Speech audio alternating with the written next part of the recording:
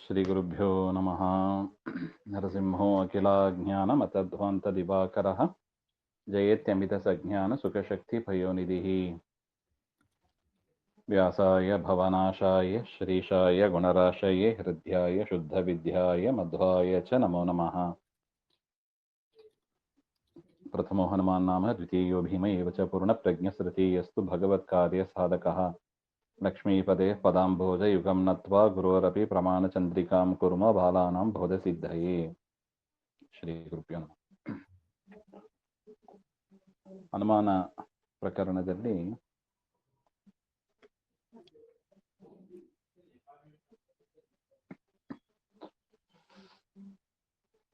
ಶಕ್ತಿ ಅಂದರೆ ಏನು ಅಂತ ವಿಚಾರ ಮಾಡ್ತಾ ಇದ್ದೀವಿ. ಕೆಲವರು ಜಾತಿಯನ್ನ ಹೇಳೋದೇ ಶಕ್ತಿ ಹಾಗೆ ಅಂದ್ರೆ ಗೋವು ಎನ್ನುವ ಶಬ್ದದಿಂದ ಗೋತ್ವ ಜಾತಿಯನ್ನ ಹೇಳೋದು ಅಂತ.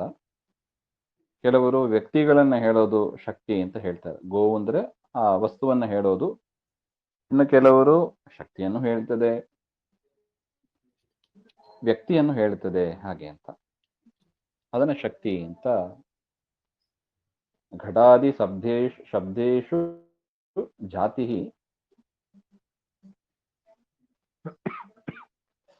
ದೇವದತ್ತಾದಿ ಸಂಜ್ಞಾಶಬ್ದೇಶು ವ್ಯಕ್ತಿ ಸಾಸ್ನಾದಿಮತ್ ಶಬ್ದೇಶು ಆಕೃತಿ ಗವಾದಿ ಶಬ್ದೇಶು ತ್ರಿತಯಂ ಅಪಿ ಇತಿ ಏಕೆ ಹಾಗೆ ಅಂತ. ಇನ್ನು ಕೆಲವರ ಅಭಿಪ್ರಾಯ ಹೇಗೆ ಹೇಳ್ತಾರೆ ಅಂದ್ರೆ, ಘಟ ಮುಂತಾದ ಶಬ್ದಗಳು ಅದು ನೋಡಿ, ಅದು ಕಾಮನ್ ಪ್ರಾಪರ್ಟಿ, ಅದು ಘಟತ್ವ ಎಲ್ಲ ಶಬ್ದದಲ್ಲೂ ಬರುತ್ತದೆ. ಅದರಿಂದ ಅದು ಘಟಾದಿ ಶಬ್ದಗಳು ಜಾತಿಯನ್ನ ಹೇಳ್ತದೆ.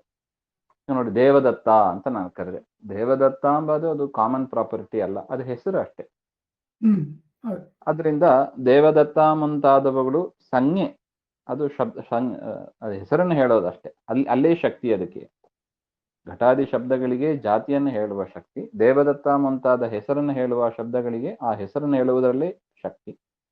ಇನ್ನು ಸಾಸ್ನಾದಿಮತ್ ಹಾಗೆ ಅಂತ ಅಂದ್ರೆ, ಸಾಸ್ನ ಅಂದ್ರೆ ಗಂಗೆಯ ತೊಗಲು ಅಂತ ಹೇಳ್ತೀವಿ. ಆ ಆಕಳಿನ ಕುತ್ತಿಗೆಯ ಕೆಳಗೆ ಇರುತ್ತದೆ ಚರ್ಮ, ಅದನ್ನ ಸಾಸ್ನ, ಗಂಗೆಯ ತೊಗಲು ಸಾಸ್ನ ಅಂತ ಕರಿತೀವಿ. ಅದು ಗಂಗೆಯ ತೊಗಲು ಮುಂತಾದವುಗಳು ಯಾವುದಕ್ಕೆ ಇದೆಯೋ ಹಾಗೆ ಅಂತ. ನೋಡಿ, ಇಲ್ಲಿ ಯಾವುದನ್ನ ಹೇಳ್ತೀವಿ? ಆಕೃತಿಯನ್ನು ಹೇಳ್ತೀವಿ, ಅದರ ಫಾರ್ಮ್, ರೂಪವನ್ನ ಹೇಳ್ತೀವಿ ಹೇಗಿದೆ ಹಾಗೆ ಅಂತ. ಅದರಿಂದ ಸಾಸ್ನಾದಿಮತ್ ಅಂತೆಲ್ಲ ಹೇಳಿದಾಗ ಅದು ಆಕೃತಿಯನ್ನ ಹೇಳುವ ಶಬ್ದಗಳು ಹಾಗೆ ಅಂತ. ಇನ್ನು ಗೋವು ಮುಂತಾದ ಶಬ್ದಗಳು ಮೂರನ್ನು ಹೇಳ್ತದೆ, ಅದು ಜಾತಿಯನ್ನು ಯಾಕೆ ಗೋತ್ವ ಜಾತಿಯು ಬರುತ್ತದೆ. ಗೋವು ಅಂತ ಒಂದು ಹೆಸರನ್ನು ಕರೀಬಹುದು, ಅಥವಾ ಅದರ ಆಕಾರವನ್ನು ಕೂಡ ಕರೀಬಹುದು ಹಾಗೆ ಅಂತ ಕೆಲವರ ಅಭಿಪ್ರಾಯ ಹೀಗಿದೆ ಹಾಗೆ ಅಂತ. ಇಲ್ಲಿ ಸಿದ್ಧಾಂತ ಹೇಳ್ತಾ ಇದ್ದಾರೆ. ವಸ್ತುತಸ್ತು ವಾಸ್ತವಿಕವಾಗಿ ಹೇಗೆ ಅಂದ್ರೆ, ಯಸ್ಮಾ ಶಬ್ದ ಝಟಿತಿ ಯಾವಂತಹ ಅರ್ಥಃ ಪ್ರತೀಯಂತೆ ತಾವತ್ ತತ್ತ ಶಬ್ದ ವಾಚ್ಯ. ಒಂದು ಶಬ್ದವನ್ನ ಕೇಳಿದಾಗ ನಮ್ಮ ಮೈಂಡ್ ಅಲ್ಲಿ ಯಾವುದು ಫ್ಲಾಶ್ ಆಗ್ತದೋ ಇಮಿಡಿಯೇಟ್ ಆಗಿ ಅದು ಆ ಶಕ್ತಿಯ ಆ ಶಬ್ದದಿಂದ ವಾಚ್ಯವಾದದು ಅಂತ ಅರ್ಥ.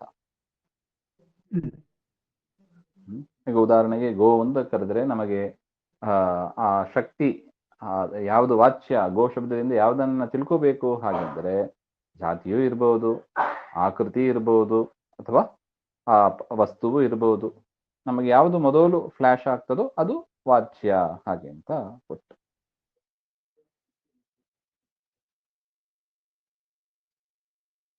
ಉದಾಹರಣೆಗೆ ನೋಡಿ, ಘಟ ಅಂತ, ಘಟ ಶಬ್ದೇನ ಘಟಘಟತ್ವಯೋ ಪ್ರತೀಯಮಾನತ್ವ ಅಸ್ಯ ಶಬ್ದ ತತ್ರ ಶಕ್ತಃ. ಘಟ ಶಬ್ದವನ್ನು ಹೇಳಿದಾಗ ಘಟ ಮತ್ತು ಅದರಲ್ಲಿ ಇರತಕ್ಕ ಧರ್ಮ, ಘಟತ್ವ ಏನು ತಿಳಿದು ಬರುತ್ತದೋ ಅದು ಅದರ ಶಕ್ತಿ ಅಂತ ಅರ್ಥ. ನೋಡು, ಶುಕ್ಲ ಶಬ್ದ, ಶುಕ್ಲ ಅಂದ್ರೆ ಬಿಳುಪು ಅಂತ ಅರ್ಥ. ಅದೊಂದು ಗುಣವಾಚಕ ಶಬ್ದ, ಪ್ರಾಪರ್ಟಿ ಅದು. ಅದು ಗುಣಗುಣಿನೋಹ ಶಕ್ತಃ, ಅದು ಗುಣವನ್ನು ಹೇಳ್ತದೆ. ಆ ಬಿಳಿ ಬಟ್ಟೆ ಬಿಳಿಯಾಗಿರತಕ್ಕ ಬಟ್ಟೆಯನ್ನು ಕೂಡ ಅದು ತಿಳಿಸಿಕೊಡ್ತದೆ ಹಾಗೆ ಅಂತ. ಆ ಗುಣ, ಆ ಬಿಳಿ ಬಣ್ಣ ಎಲ್ಲಿದೆಯೋ ಅದನ್ನು ಕೂಡ ಪ್ರಾಪರ್ಟಿಯನ್ನು ಹೇಳುತ್ತದೆ. ಆ ಪ್ರಾಪರ್ಟಿ ಇರುವ ವಸ್ತುವನ್ನು ಕೂಡ ಹೇಳುತ್ತದೆ ಹಾಗೆ, ಆ ತರ. ಅದರಿಂದ ಘಟಘಟತ್ವವನ್ನ ತಿಳಿಸಿಕೊಡತಕ್ಕದ್ದು ಆಗಬಹುದು, ಅಥವಾ ಗುಣಗುಣಿಗಳನ್ನ ತಿಳಿಸಿಕೊಡೋದು. ಅಂದ್ರೆ ಧರ್ಮಿಯನ್ನ ತಿಳಿಸಿಕೊಡೋದು. ಮೊದಲನೆಯದು ಘಟಘಟತ್ವ ಅಂದ್ರೆ ಧರ್ಮಿ ಅದನ್ನು ತಿಳಿಸಿಕೊಡೋದಾಗಿರ್ಬಹುದು. ಇನ್ನು ಗುಣಿಗಳನ್ನು ಕೂಡ ತಿಳಿಸಿಕೊಡತಕ್ಕದ್ದು ಆಗಿರುತ್ತದೆ ಹಾಗೆ ಅಂತ. ಇನ್ನು ಗತ ಶಬ್ದ ಹೋಗುತ್ತಾನೆ ಹಾಗೆ ಅಂದ್ರೆ ಅದು ಯಾವ್ದನ್ನು ತಿಳಿಸಿಕೊಡುತ್ತದೆ? ಕ್ರಿಯಾ ತದಾಶ್ರಯೋಹೋ, ಆ ಕ್ರಿಯೆಯನ್ನು ತಿಳಿಸಿಕೊಡುತ್ತದೆ. ಆ ಕ್ರಿಯೆಯನ್ನು ಮಾಡುವವ ಯಾರೋ ಅವನನ್ನು ಕೂಡ ತಿಳಿಸಿಕೊಡುತ್ತದೆ. ಕ್ರಿಯಾಕರ್ತೃ ಇಬ್ಬರನ್ನು ಕೂಡ ತಿಳಿಸಿಕೊಡತಕ್ಕದ್ದು ಗತ ಶಬ್ದ ಹಾಗೆ ಅಂತ. ಅದೇ ತರ ದಂಡಿ ಅಂದ್ರೆ ಏನು? ದಂಡ ಉಳ್ಳವ ದಂಡಿ ಹಾಗೆ ಅಂತ. ಕೈಯಲ್ಲಿ ಕೋಲಿಟ್ಕೊಂಡಿರುವವನು ಅಂತ ಅರ್ಥ. ದಂಡ ಅಂದ್ರೆ ಕೋಲು. ಈ ದಂಡಿ ಶಬ್ದ ಏನ್ ತಿಳಿಸಿಕೊಡುತ್ತದೆ? ದೇವದತ್ತ ದಂಡಯೋಹೋ ಶಕ್ತ. ದೇವದತ್ತ ಯಾವನೊಬ್ಬ ವ್ಯಕ್ತಿ ಕೈಲಿ ಕೋಲಿಟ್ಕೊಂಡಿದ್ದಾನೆ ಅವನನ್ನು ತಿಳಿಸಿಕೊಡುತ್ತದೆ ದಂಡಿ ಹಾಗೆ ಅಂತ. ಕೋಲನ್ನು ಕೂಡ ತಿಳಿಸಿಕೊಡುತ್ತದೆ ಹಾಗೆ ಅಂತ. ಈ ರೀತಿಯಾಗಿ ಶಕ್ತಿ ಎಂಬುದು ನಾನಾ ಪ್ರಕಾರವಾಗಿ ಇರುತ್ತದೆ.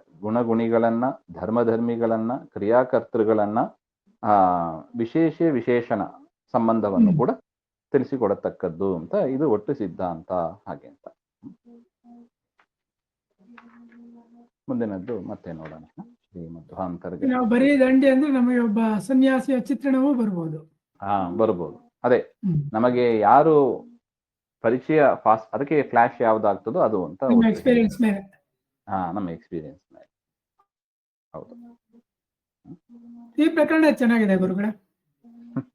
ಹಳೆದಲ್ಲಿ ಇನ್ನೂ ಸ್ವಲ್ಪ ಕಷ್ಟವಾಗಿತ್ತು, ಇದೊಂದು ಸ್ವಲ್ಪ ಮೋರ್ ಪ್ರಾಕ್ಟಿಕಲ್ ಆಗಿದೆ, ಮೋರ್ ಸೈಂಟಿಫಿಕ್ ಆಗಿ ಕಾಣಿಸ್ತಾ ಇದೆ.